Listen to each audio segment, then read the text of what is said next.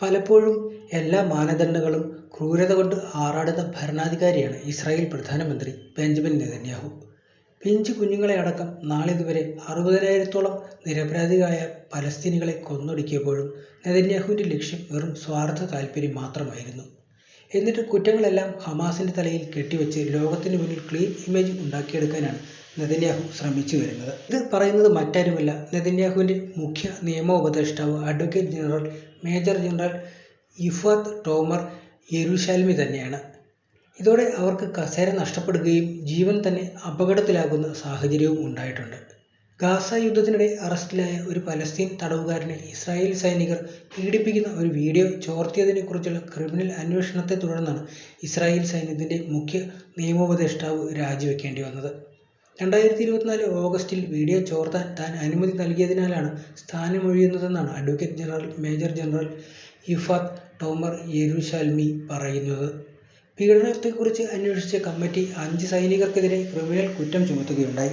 കേസിൽ ചോദ്യം ചെയ്യലിനായി കമ്മിറ്റി അംഗങ്ങൾ സൈനികരെ കാണാനെത്തിയപ്പോൾ പ്രതിഷേധക്കാർ 2 സൈനിക താവളങ്ങളിലേക്ക് അതിക്രമിച്ച് കയറുകയുമുണ്ടായി. സൈനിക താവളങ്ങളിലെ അതിക്രമത്തിന് ഒരാഴ്ചയ്ക്ക് ശേഷം പീഡനത്തിൻ്റെ ദൃശ്യങ്ങൾ കാണിക്കുന്ന സുരക്ഷാ ക്യാമറ വീഡിയോ ഇസ്രായേലിലെ N12 ന്യൂസിന് ചോർന്നു കിട്ടിയതായിരുന്നു കോലാഹലങ്ങളുടെ തുടക്കം.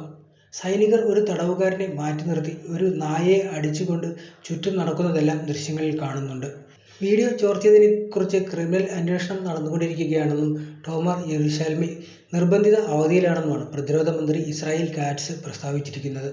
നിയമവാഴ്ച ഉയർത്തിപ്പിടിക്കാൻ ചുമതലപ്പെട്ട സൈന്യത്തിൻ്റെ നിയമവിഭാഗത്തിനെതിരായ പ്രചാരണങ്ങളെ പ്രതിരോധിക്കാനുള്ള ശ്രമമായാണ് ടോമർ യെരുശാൽമി തൻ്റെ നടപടികളെ ന്യായീകരിച്ചത്. യുദ്ധത്തിലുടനീളം ഈ വിഭാഗം അപവാദ പ്രചാരണങ്ങൾക്ക് വിധേയമായിരുന്നുവെന്നും അവർ വ്യക്തമാക്കിയിട്ടുണ്ട്. യുദ്ധത്തിന് കാരണമായ 2023 ഒക്ടോബർ 7 ആക്രമണത്തിൽ പങ്കെടുത്ത ചില ഹമാസ് നേതാക്കളെയും തുടർന്നുള്ള മാസങ്ങളിൽ ഗാസയിലെ പോരാട്ടത്തിനിടെ പിടികൂടിയ പലസ്തീനികളെയും പാർപ്പിച്ചിരിക്കുന്ന സദേ തെയ്മാൻ തടങ്കൽ പാളയത്തിൽ നിന്നുള്ളതാണ് ഈ ദൃശ്യങ്ങൾ. യുദ്ധകാലത്ത് ഇസ്രായേലി തടങ്കലിൽ പലസ്തീനികൾക്ക് നേരെ ഗുരുതരമായ പീഡനങ്ങൾ നടന്നതായി മനുഷ്യാവകാശ സംഘടനകൾ റിപ്പോർട്ട് ചെയ്തിട്ടുണ്ട്.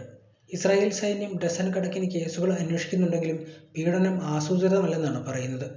സദേ തെയ്മാനിലെ തടവുകാരെ ഏറ്റവും നീചരായ ഭീകരവാദികൾ എന്ന് തൻ്റെ രാജിക്കത്തിൽ ടോമർ യെരുശാൽമി വിശേഷിപ്പിച്ചെങ്കിലും സംശയാസ്പദമായ പീഡനങ്ങൾ അന്വേഷിക്കാനുള്ള ബാധ്യതയിൽ നിന്ന് ഇത് ഒഴിവാക്കുന്നില്ലെന്നും അവർ പറഞ്ഞിട്ടുണ്ട്. ഏറ്റവും നീചമായ തടവുകാരനെ പോലും വിധേയനാക്കാൻ പാടില്ലാത്ത ചില പ്രവൃത്തികളുണ്ട് എന്ന അടിസ്ഥാനപരമായ ധാരണ എല്ലാവർക്കും ബോധ്യപ്പെടുന്നില്ല എന്നത് തൻ്റെ ഖേദമാണെന്നും അവർ പറഞ്ഞു. ടോമർ യെരുശാൽമിയുടെ രാജി ചില രാഷ്ട്രീയ കക്ഷികൾ മുതലെടുപ്പിന് ഉപയോഗിക്കുന്നുവെന്ന് ആരോപിച്ച പ്രതിരോധ മന്ത്രി ഇസ്രായേൽ സൈന്യത്തിനെതിരെ വ്യാജ ആരോപണങ്ങൾ ഉന്നയിക്കുന്ന ആർക്കും IDF യൂണിഫോം ധരിക്കാൻ യോഗ്യതയില്ല എന്നും പറയുകയുണ്ടായി. പോലീസ് മന്ത്രി ഇറ്റാമാർ ബെൻ ഗ്വിർ ടോമർ യെരുശാൽമിയുടെ രാജിയെ സ്വാഗതം ചെയ്യുകയും കൂടുതൽ പേർക്കെതിരെ അന്വേഷണം ആവശ്യപ്പെടുകയും ചെയ്തിട്ടുണ്ട്. ഇസ്രായേലി ജയിലിൽ ബന്ധനസ്ഥനായി നിലത്ത് കിടക്കുന്ന പലസ്തീൻ തടവുകാർക്ക് മുകളിൽ നിൽക്കുന്ന ഒരു വീഡിയോയും അദ്ദേഹം പോസ്റ്റ് ചെയ്യുകയുണ്ടായി. ഇവർ ഒക്ടോബർ 7 ആക്രമണകാരികളാണെന്നും വധശിക്ഷ അർഹിക്കുന്നുവെന്നുമാണ് അദ്ദേഹം പറയുന്നത്. ഇതോടെ ഇസ്രായേലിൽ നെതന്യാഹുവിനെതിരെ പ്രതിഷേധം കനക്കുകയാണ്.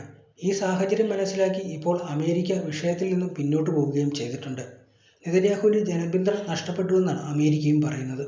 എന്നാൽ ഇത് മറികടക്കാൻ പുതിയ തന്ത്രം പയറ്റുകയാണ് നെതന്യാഹു. വെടിനിർത്തൽ പ്രഖ്യാപനങ്ങൾക്ക് ശേഷവും ഗാസയിൽ സൈനിക നടപടികൾ സ്വീകരിക്കുന്നതിനൊപ്പം തന്നെ ലോകമെമ്പാടുമുള്ള പൊതുജനാഭിപ്രായം സ്വാധീനിക്കാനുള്ള വിവരയുദ്ധവും ഇസ്രായേൽ ശക്തമായി തുടരുകയാണ്. പ്രത്യേകിച്ചും തങ്ങളുടെ ഏറ്റവും വലിയ സഖ്യകക്ഷിയായ അമേരിക്കൻ ജനതയുടെ ഇടയിൽ പിന്തുണ നിലനിർത്തേണ്ടത് ഇസ്രായേലിന് നിർണായകമാണ്.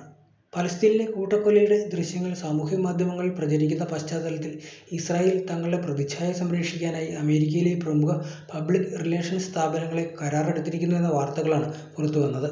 വിദേശ ഏജന്റുമാരുടെ രജിസ്ട്രേഷൻ നിയമം പ്രകാരമുള്ള രേഖകളനുസരിച്ച് ഇസ്രായേൽ വിദേശകാര്യ മന്ത്രാലയം 3 പ്രധാന അമേരിക്കൻ PR കമ്പനികളെയാണ് ഇതിനായി ചുമതലപ്പെടുത്തിയിരിക്കുന്നത്. FARA പ്രകാരമുള്ള രേഖകളനുസരിച്ച് ഇസ്രായേലിൻ്റെ വിദേശകാര്യ മന്ത്രാലയം ബ്രിഡ്ജസ് പാർട്ട്നേഴ്സ്, ക്രിസ്ത്യൻ PR ഏജൻസിയായ ഷോപ്പ് ബൈ വർക്ക്സ്, ഓൺലൈൻ കൺസൾട്ടൻസിയായ ക്ലോക്ക് ടവർ X എന്നിവരെ യൂറോപ്യൻ കമ്പനികളായ ഹവാസ് മീഡിയ ഗ്രൂപ്പ് വഴിയാണ് നിയമിച്ചിരിക്കുന്നത്.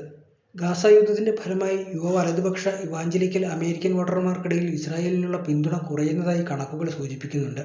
ഈ സാഹചര്യത്തിൽ രാജ്യത്തിൻ്റെ ഓൺലൈൻ പ്രതിച്ഛായ മെച്ചപ്പെടുത്തുവാനും പിന്തുണ വീണ്ടെടുക്കുവാനും ഈ കമ്പനികൾ ഇസ്രായേലിനെ സഹായിക്കുമെന്നാണ് വിലയിരുത്തൽ.